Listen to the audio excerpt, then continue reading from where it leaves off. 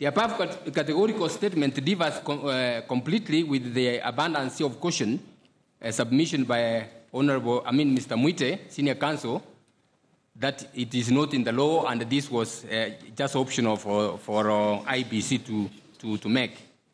In the above context, we now turn to examine the applicable statutory provisions in this regard.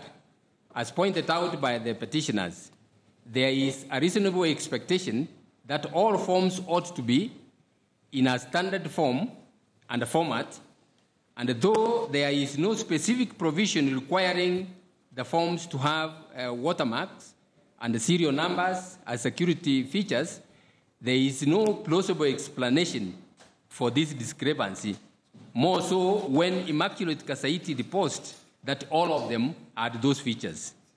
There is another set of discrepancies relating to 31 forms not being signed by the agents, 103 forms where the handover report was not signed against the regulations that require that.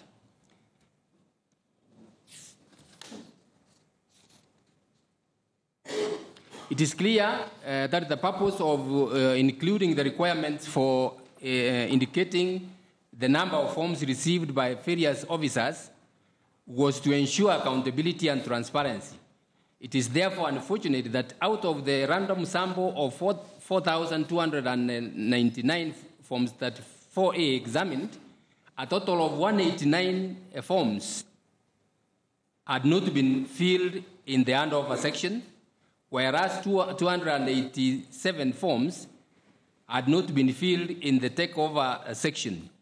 Such a kinds of scenarios raises the question as to the kind of verification done, if at all, by the chairperson of the commission. As Forms 34A, the sampled 4,299 forms revealed that 481 of them were carbon copies, 269 were not stamped, 257 of the carbon copies were not signed, 11 forms had no watermarks, 46 of the photocopies were not signed, and 58 others not stamped. Considering the sample size, it is apparent that the discrepancies were widespread. Did these discrepancies affect the integrity of the elections? I now consider the impact of the irregularities on the integrity of the election. Counsel for the respondents urged the court to dismiss the petition, as this would preserve the will of the people who turned out in large numbers to vote for their preferred candidates. Our attention in that regard was drawn to the provisions of Article 38 of the Constitution, which is the embodiment of the political rights of the citizen. It was variously submitted that the elections are about numbers and that they are about who gets the largest number of votes. Such irregularities, as complained of by the petitioners, counsel submitted, could not in themselves overturn the sovereign will of the people. Further, in the quantitative discrepancies, if the quantitative discrepancies are so negligible, in this case, allegedly slightly over 20,000 votes, they should not affect the election. For in the words of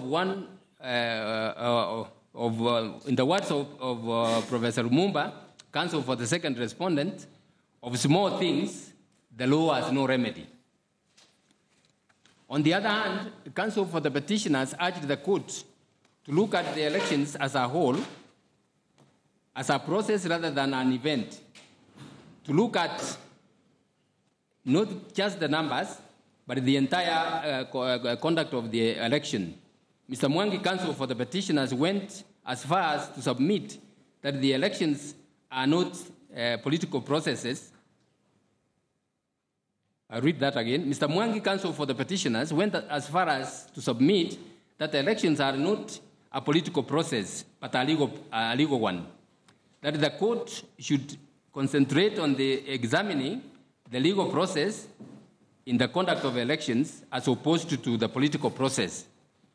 It is our view, however, that elections are all these. None of the factors highlighted by the parties can be viewed in isolation. For by doing so, we run the risk of cannibalizing a sovereign process. Elections are the surest way through which people express their sovereignty. Our Constitution is founded upon the immutable principle of the sovereign will of the people. The fact that it is the people and they alone in whom all power resides, be moral, political, or legal, and so they exercise such a power either directly or through representatives whom they democratically elect in free, fair, transparent, and credible elections. Therefore, whether it be about numbers, whether it be about laws, whether it be about processes, an election must at the end of the day be a true reflection of the will of the people as decreed by the Constitution through its hallowed principles of transparency, credibility, verifiability, accountability, accuracy, and efficiency. It is in this spirit that one must read Article 38 of the Constitution, for it provides in the area that every citizen is free to make political choices which include the right to free, fair, and regular elections based on a universal suffrage and the free expression of the will of the electors. This mother principle must be read and applied together with Articles 81 and 86 of the Constitution. For to read Article 38 in a vacuum and disregard other enabling principles, laws, and practices attendant to elections is to nurture a mirage and an illusion of free will, hence a stillborn democracy. Of such an enterprise, this court must be wary. It is also against this background that we consider the impact of irregularities that characterize the presidential election. At the outset, we must re-emphasize the fact that not every irregularity, not every infraction of the law is enough to nullify an election. Were it to be so, there would be hardly an election in this country, if not in the world, that would withstand judicial scrutiny. The correct approach, therefore, is for a court of law to not only determine whether the election was characterized by irregularities, but whether those irregularities were of such a nature or of such a magnitude as to have either affected the result of the election or to have negatively impacted the integrity of the election, that no reasonable tribunal would uphold it. In view of the interpretation of Section 83 of the Elections Act that we have rendered, this inquiry about the effect of electoral irregularities and malpractices becomes only necessary where an election court has concluded that non-compliance with the law relating to the election did not offend the principles laid down in the Constitution or in that law. But even where a court has concluded that the election was not conducted in accordance with the principles laid down in the Constitution and the applicable electoral laws, it is good judicial practice for the court to still inquire into the potential effect of any irregularities that may have been noted upon an election. This helps to put the agencies charged with the responsibility of conducting elections on notice. In the impending presidential election, one of the most glaring irregularities that came to the fore was the deployment by the first respondent of prescribed forms that either lacked or had different security features. The first respondent had submitted by way of affidavit and in open court that out of abundance of caution, it had embedded into the prescribed form such impenetrable security features that it was high it was nigh impossible for anyone to tamper with them. The court was also minded that this was done despite being not a requirement of the law. However, the scrutiny order and the scrutiny ordered and conducted by the court brought to the fore momentous disclosures. What is this court, for example, to make of the fact that 290 out of 290 Forms 34B that were used to declare the final results, 56 of them had no security features.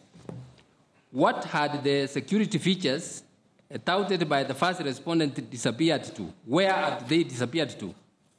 Could these critical documents be still considered genuine? If not, then could they have been forgeries introduced in the vote tabulation process? If so, with what impact to the numbers? If they were forgeries, who introduced them into the system? If they were genuine, why were they different from the others? We were disturbed by the fact that after an investment of taxpayers' money running into billions of shillings for the printing of election materials, the court would be left to ask itself basic fundamental questions regarding the security of voter tabulation forms. The Form 34C, which was the instrument in which the final result was recorded and declared by the public, was itself not free from doubts of authenticity. This form, as crucial as it was, bore neither watermark nor serial number. It was instead certified as being a true copy of the original. Of the 4,229 Forms 34A that was scrutinized, many were not stamped, yet others were not signed. I think that I've already stated that. Why would a returning officer, or for that matter, the presiding officer, fail to or neglect to append his signature to a document whose contents he or she generated? Isn't the appending of the signature to form a bearing that the tabulated results, the last solemn act of assurance to the voter by such an officer that stands by the numbers on the form?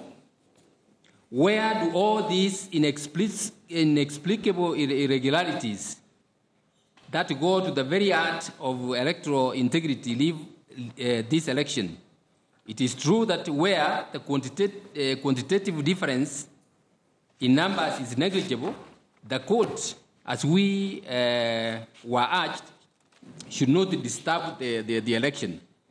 But what if the numbers are themselves a product not of the expression of the free and the sovereign will of the people, but of many unanswered questions with which we are faced? In such a critical process as the election of the president, isn't quality just as important as quantity? In the face of all these troubling questions, would this court, even in the absence of a finding of violations of the Constitution and the law, have confidence to lend legitimacy to this election? Would an election observer, having given clean bill of health to this election on the basis of what he or she saw on the voting day, stand by his or her verdict when confronted with these imponderables? It is to the Kenyan voter that a man or a woman who wakes up at 3 a.m. on voting day, carrying with him or her the promise of the Constitution to brave the vicissitudes of nature in order to cast his or her vote, that we must leave that judgment. In concluding this aspect of the petition, it is our finding that the illegalities and the irregularities committed by the first respondent were of such a substantial nature that no court, properly applying its mind to the evidence and the law as well as the administrative arrangements put in place by IEBC, can in good conscience declare that they do not matter and that the will of the people was expressed nonetheless. We have shown in this judgment that our electoral law was amended to ensure that in substance and form, the electoral process and the results are simple yet accurate and verifiable. The presidential election of 8 August 2017 did not meet the simple test, and we are unable to validate it, the results notwithstanding.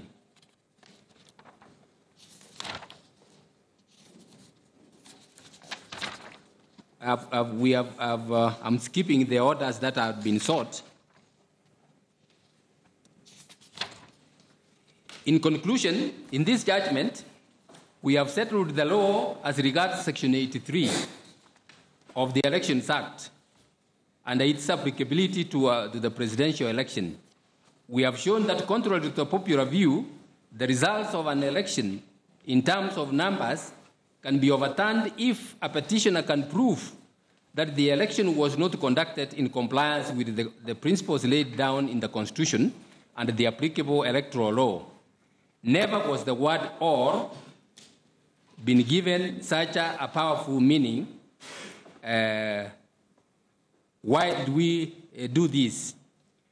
We did so because that's the word "or" in Section 83 of the Elections Act. We did so because, as judges, we have taken an oath as advocates first and as judges later. In these two oaths, the fundamental words are a fidelity to the Constitution without fear or favor. The constitutional principles that we have upheld in this judgment were embedded and became a critical part of our electoral law. The legislature, in its wisdom, chose the words in Section 83 of the Elections Act, and in keeping to our oath, we cannot, to placate any side of the political divide, alter, amend, read into or in any way affect the meaning to be attributed to that section. As for the IEBC, all we are saying is that the constitutional mandate placed upon it is a heavy yet noble one. In conducting the fresh election consequent upon our orders, and indeed in conducting any future election, IEBC must do so in conformity with the Constitution and the law. For what is the need of having a constitution if it is not respected? Having taken note of Mr. Nyamudi's submissions, which appeared to suggest that IEBC had put in place a complementary system for transmission of results, a system that was neither simple nor known to the petitioners, we hereby direct that in conducting the fresh election, IEBC must put in place a complementary system that accords with the provisions of Section 44A of the Elections Act. It goes without saying that such a system, as held by the High Court and affirmed by the Court of Appeal in the case of National Super Alliance versus Independent Electoral Commission, only comes into play when the technology fails. In the 2013 Raila Odinga case, the court stated, and I quote, "It should not be for the court to determine who comes to occupy the presidential office, save that this court, as the ultimate judicial forum entrusted under the Supreme Court Act, with the obligation to assert the supremacy of the Constitution and the sovereignty of the people of Kenya, must safeguard the electoral process and ensure that the individual succeed to the power in the presidential office only in compliance with the law regarding the elections." We reiterate those words in this petition, and for as long as the Constitution of Kenya has the provisions regarding the mandate to overturn a presidential election in appropriate circumstances, it will do so because the people of Kenya, in the preamble to the Constitution adopted, enacted and gave unto themselves the Constitution and for themselves and the future generations. It is also our view that the greatness of a nation lies not in the mighty of its armies, important as that may be, not in the largeness of its economy, important as that may also be. The greatness of a nation lies in its fidelity to the Constitution and the strict adherence to the rule of law, and above all, the fear of God. The rule of law ensures that society is governed on the basis of the rules and not the mighty of force. It provides a framework for orderly and objective relations between citizens in a country. In Kenya, in the Kenyan context, this is underpinned in the Constitution. And as Surabaj, a former Attorney General of India, wrote, the rule of law is the heritage of all mankind, and a salutary reminder that wherever law ends, tyranny begins. Cast the rule of law to the dogs, and as Lawton once observed, the government becomes an euphemistic government of men. He adds, history has shown, sadly I might add, that even the best rulers have fallen prey to the cruel desires of naked power, and that reliance on the goodwill of politicians is often a risky act of good faith. End of the quote. The moment we ignore our Constitution that the Kenyans fought for decades, we lose it. We further note that elections world over are competitive features. Presidents in many parts of the world, and especially in Africa, wield a lot of power. The influence that comes with that office makes it very attractive. That influence cascades down through all the elective positions to the lowest. Candidates and political parties often do anything to be elected. Besides the candidates, the electorate themselves, hoping for an improved standard of living, get equally agitated. All these factors make elections at every level extremely high-pressure events. If these are mismanaged or candidates do not respect the rule of law, if the average citizen, political parties, and even candidates themselves do not perceive them as free and fair, elections can and have led to instability in some countries. Examples of such cases are abound, but we don't need to look far.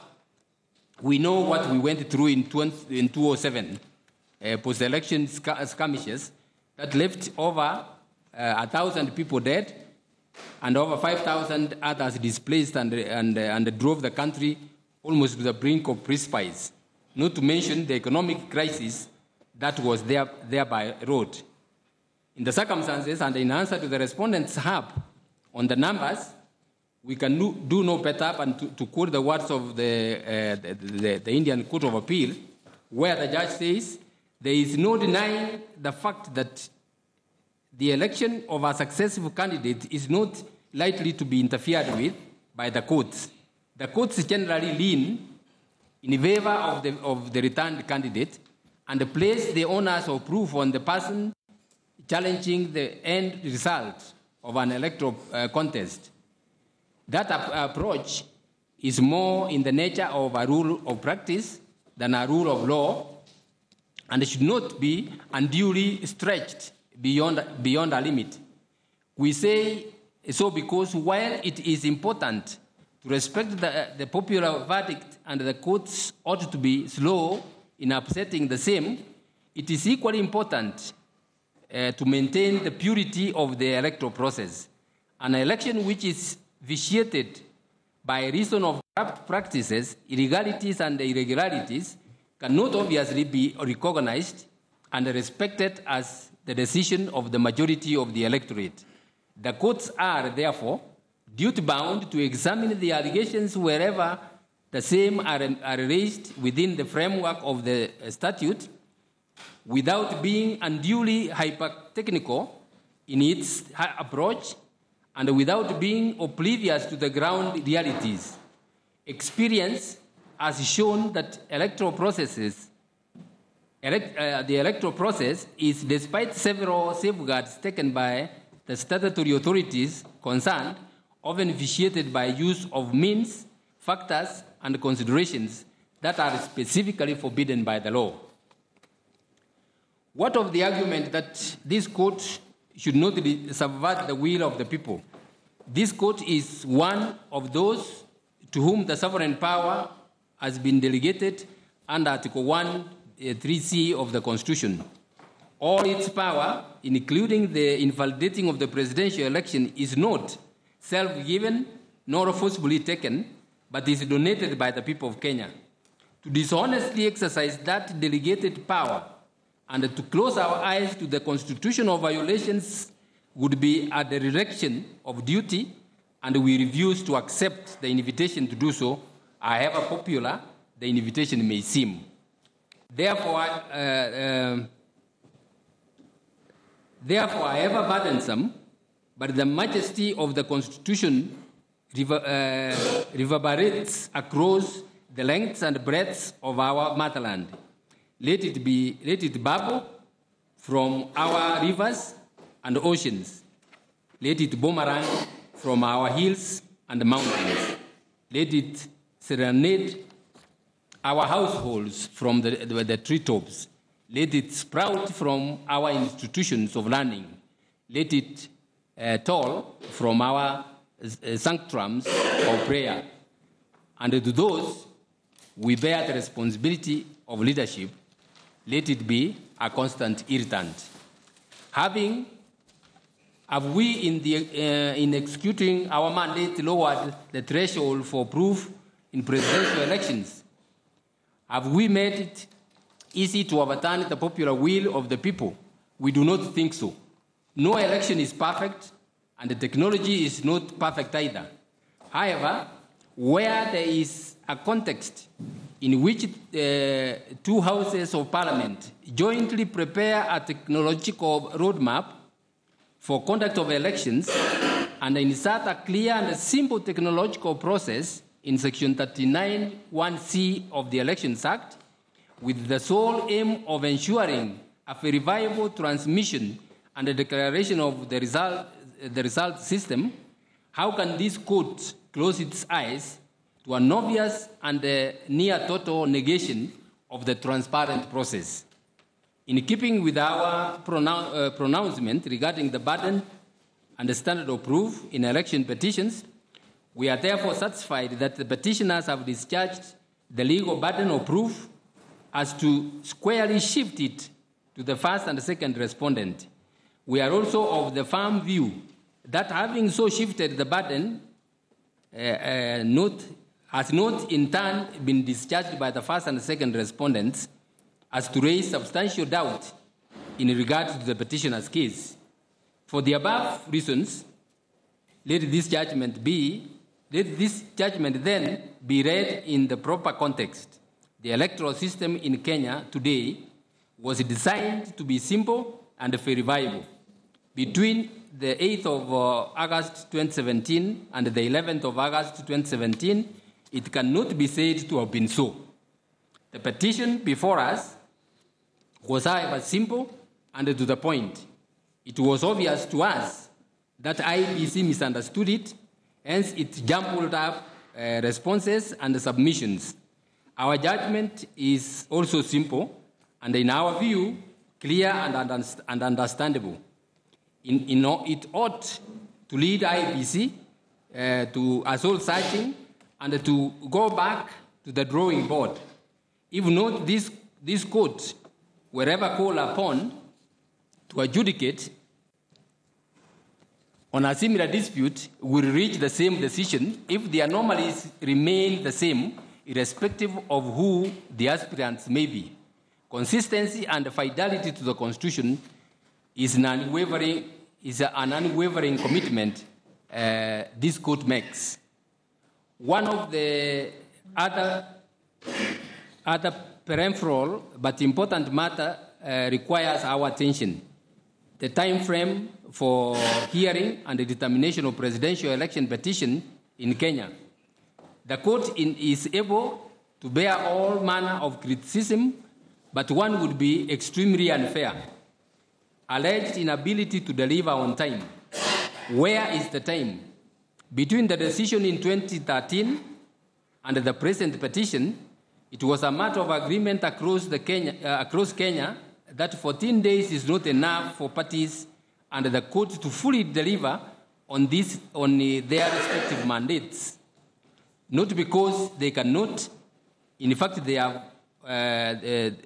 all have, but because there may be the need to conduct exercises such as a recount of votes or a scrutiny which require substantial amount of time.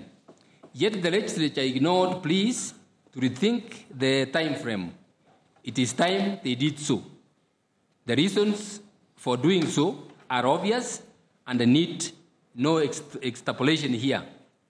In concluding, we must express our profound gratitude to Council who appeared before us for their submissions that assisted us in reaching this decision.